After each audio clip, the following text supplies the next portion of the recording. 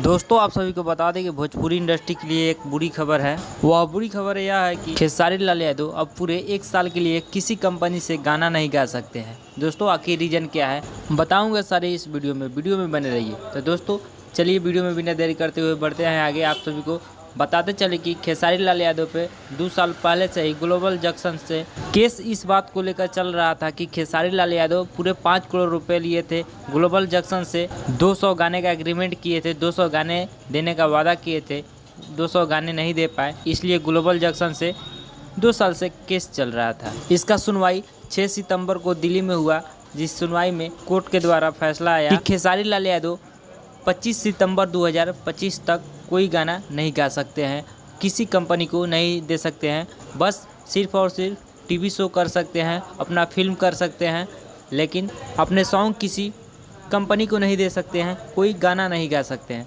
तो दोस्तों खेसारी फैंस के लिए यह तो अच्छी खबर नहीं है, लेकिन जहां तक हो सके इस वीडियो को शेयर कीजिएगा। और मैं यही कहूँगा कि नए सिंगर एग्रीमेंट से बचे, एग्रीमेंट ना करें, और यदि एग्रीमेंट करते भी हैं तो सारे रूल का पालन करें।